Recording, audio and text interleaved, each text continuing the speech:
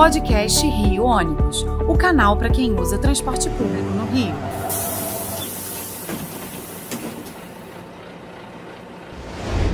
Saudações ouvintes, passageiros dos ônibus da cidade e população carioca. Eu sou Paulo Valente e nesta primeira edição do podcast Rio Ônibus em 2022, vamos conversar sobre os BRS, corredores exclusivos para transporte público, desenvolvidos pela Prefeitura para agilizar o fluxo de quem depende dos ônibus. Nós vamos saber hoje, muitos anos depois da criação do primeiro BRS, como está a operação desse sistema e quais as expectativas aí para os próximos meses, anos, dias, não sei. Tem alguns projetos aí apresentados por vereadores, algumas coisas em estudos. Então, para esclarecer essas questões, nós vamos conversar com a engenheira civil e mestre em engenharia de transportes, Paula Leopoldino, que é gerente da gestão de mobilidade urbana do Rio Ônibus. Paula, prazer ter você aqui com a gente. O que é um BRS? BRS foi um nome criado pelo prefeito Eduardo Paz, na gestão anterior, que são faixas exclusivas para ônibus, mas ele criou esse termo BRS, que é parecido com BRT, né? Então era para ser um sistema, um Bus Rapid Service, mas é uma coisa criada aqui no Rio, é bem carioca. Mas são faixas exclusivas, que é com a proposta de dar velocidade aos ônibus, é uma faixa exclusiva para o transporte público. Ele foi criado, o primeiro corredor foi implantado em 2011, em Copacabana, na Avenida Nacional de Copacabana. E atualmente a gente são 19 corredores na cidade, com 56 quilômetros de corredor. Certo. Como que quem está dirigindo, eu, por exemplo, estou passando de carro, estou andando a pé, como que eu identifico que o BRT tem uma calha segregada ali que a gente consegue ver aonde anda o BRT, embora tenha até muitos acidentes, porque tem gente que ignora que é uma calha segregada e volta e meia entra com carro de passeio e tudo. Como que eu consigo identificar na cidade aonde estão esses corredores BRS? Tem uma faixa azul, mas tem uma sinalização horizontal nas pistas, com uma faixa azul separando essa faixa do BRS, e tem a sinalização vertical também indicando que ele tem o BRS, o horário de funcionamento. A maioria dos corredores funciona de segunda a sexta, de 7 da manhã às 9 da noite. Certo. E no final de semana, no sábado de 7 às 14 horas da tarde. Alguns não funcionam aos sábados, mas certo, normalmente o horário é esse. Então tem toda essa sinalização para os motoristas, que ali existe um BRS. Certo. E tem esse tipo de sistema em outras cidades aqui do país?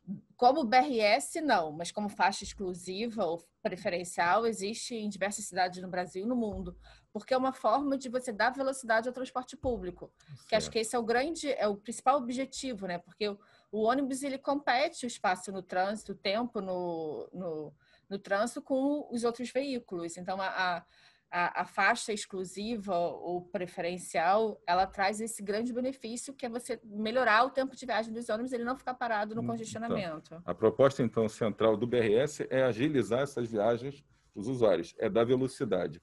Isso vem dando certo nesses 19 corredores que já existem?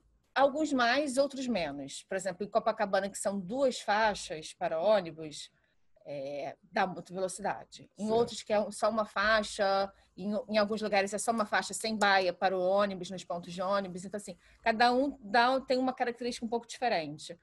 Em média, a redução do tempo de viagem apenas naquele corredor, né, não na linha como um todo, mas naquele corredor que foi implantado, dá por volta de entre 18% e 20% mais ou menos de redução de velocidade. Isso faz uma diferença boa. Se a pessoa vai ficar 1 hora dentro do ônibus, dentro de um corredor BRS, não sei se é o caso de permanecer 1 hora num corredor, mas vai te dar uma economia de 10, 12 minutos.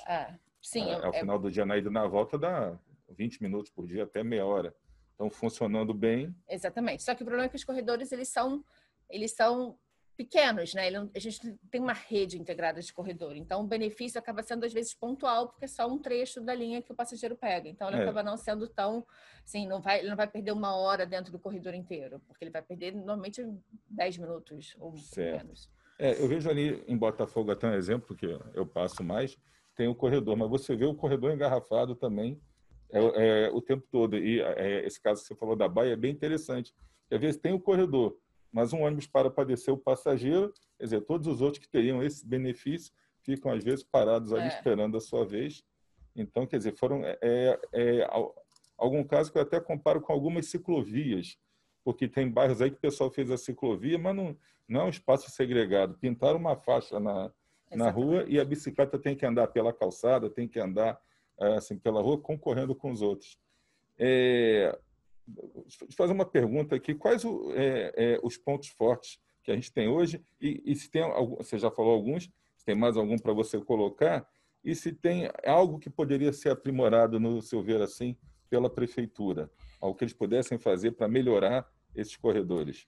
Então, o corredor em si ele já trouxe muito benefícios da velocidade no trajeto, né, ao longo do corredor. Mas ele trouxe, o BRS ele foi criado com escalonamento de pontos. Então, assim, cada linha ela faz parte de um grupo de pontos, que é para nem todas as linhas pararem em todos os pontos. Isso também ajuda na velocidade. Sim, sim. Mas, ao mesmo tempo que ajuda na velocidade, você separa um pouco mais os pontos de ônibus. Então, essa questão da capilaridade dos ônibus, que é a grande vantagem de você ter ônibus em distâncias menores, acaba sendo um ponto contra o BRS, que você vai ter que andar provavelmente um pouco mais para poder chegar no ponto de ônibus. Isso é prejudicial para o usuário. Para o usuário, exatamente. Se eu estou no meio do caminho entre dois pontos, que antes eu andava 200 metros, agora eu vou andar 400, 500 metros para alcançar. Exatamente. Acho que esse seria o principal ponto. E daí, por isso que... Mas ele, ao mesmo tempo, ele pode ganhar na velocidade, mas eu acho que ainda precisa ter uma rede mesmo para você beneficiar o maior número de linhas e de passageiros e você ter realmente o ganho de velocidade na linha como um todo. Certo. E uma coisa que eu coloquei no início aqui do programa para falar. A gente vê que eu faço acompanhamento dos processos e projetos que estão tramitando na Câmara de Vereadores e volta e meia tem algum projeto buscando ampliar o número de usuários desses corredores. Recentemente foi o caso do BRT, que estavam permitindo que entrassem táxis no corredor do BRT. Já tivemos projetos para que pudessem entrar vans do STPL nos corredores de BRT. No BRS também tem essa demanda? Tem pessoal porque querendo... até o BRS ele não tem essa via segregada para os outros veículos acessarem garagens e a direita e acessarem as ruas. Você pode transitar, não por 2 quarteirões seguidos. Mas é permitido também que táxi com passageiro, esse é o grande problema, porque o táxi, como é que você identifica se ele está com passageiro ou não? Você não identifica. Exatamente, esse que é o grande ponto. Van também já tentaram, mas já voltaram atrás, já proibiram. E acho que agora tem a questão de ponto de permitir para um projeto de lei de permitir outros automóveis que possam embarcar e desembarcar para pessoas com deficiência ou com mobilidade reduzida. Tem isso. E isso é o grande problema, porque você acaba atrapalhando, você realmente não dá a velocidade que deveria dar ao corredor. Acho que esse que é o grande ponto. Certo. Tem relatos aqui de pessoal falando de carros de aplicativos que também entram, às vezes, para descer, para pegar o pessoal para fazer embarque, acabam atrapalhando, desvirtuando também a questão do BRS, né? Sim, todos, porque, na verdade, como o radar ele não é ao longo do corredor como um todo, ele tem pontos específicos. Certo. Então, se alguém parar o carro fora do radar, ele não pega e atrapalha o fluxo do BRS. E acho que esse que é o grande problema, o grande desafio atualmente é isso, porque acho que o BRS primeiro foi implantado em 2011, foram implantados 18 ao longo da gestão anterior do Eduardo Paes, só um na última gestão.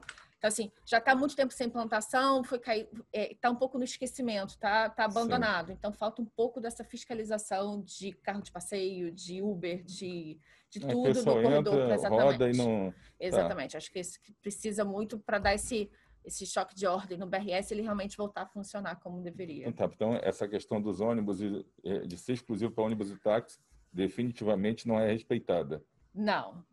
Tem caso de caminhões também? Carro de descarga. A gente tem alguns problemas com carro forte, quando tem um banco em frente. Então, assim, tem alguns problemas. Certo. E você fala agora de uns pardais que tem de fiscalização. Como que isso funciona? Porque você vê as empresas reclamando que os ônibus são multados, às vezes, nos corredores BRS. Como é que isso funciona? É só o pardal que multa? Como que é esse processo de dar multa num carro de passeio? Se eu andar pelo corredor, você falou, posso andar um quarteirão. Quer dizer, se eu tenho que fazer uma conversão à direita, eu já posso ir entrando no corredor BRS. Mas como que o pardal identifica isso? como que é esse sistema de multagem, como que ele funciona com ônibus? Bem, o sistema de multas é da prefeitura, mas a informação que eu tenho é que ele não pode passar por dois quarteirões seguidos, 2 radares seguidos, certo. daí que ele classifica como se ele estivesse andando no corredor. Ele tem que entrar no corredor e entrar ou numa garagem ou na próxima rua à direita, só para isso que ele é permitido. Ele não pode circular por mais de 2 quarteirões no BRS, que estaria classificando ele como andando no corredor. No caso dos ônibus, os ônibus eles têm que andar no corredor, eles não podem sair.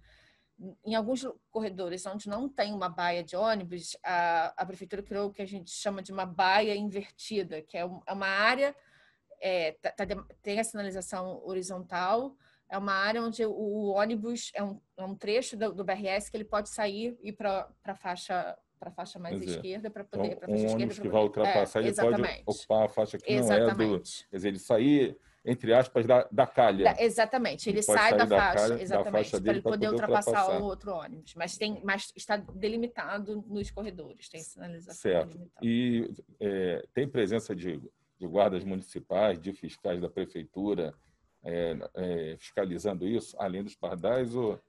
Não, acho que ultimamente também só... Não tem operadores, não tem ninguém da Sete Rio acompanhando nada? Não. Certo.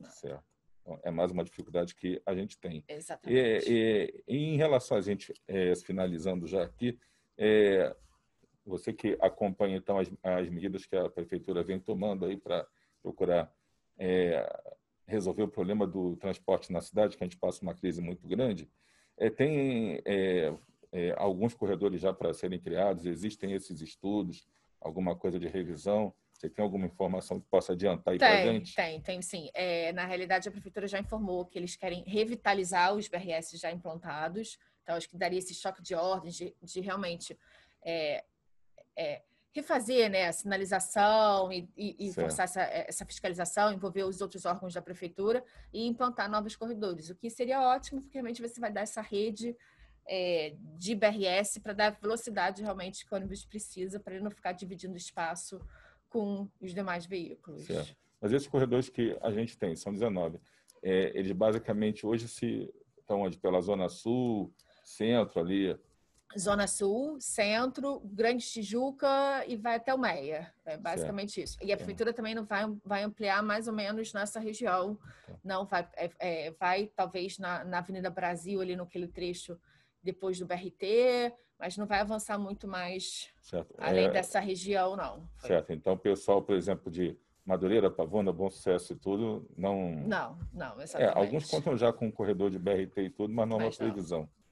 Então, acho que era mais ou menos isso que nós tínhamos para falar sobre a questão do BRS. Bom, gente, então, agradecendo a Paula Leopoldino pela participação no primeiro podcast de 2022, chegamos ao fim de mais uma edição do podcast Rio Ônibus, que ficará disponível para você ouvir novamente a qualquer hora e também para compartilhar com quem você quiser. Na próxima semana estaremos aqui com mais um assunto do seu interesse. Esperamos você. Apresentação e supervisão, Paulo Valente. Roteiro e produção, Peter Barcelos. Produção técnica, Rafael Lima. Rio Ônibus. Seu dia passa por aqui.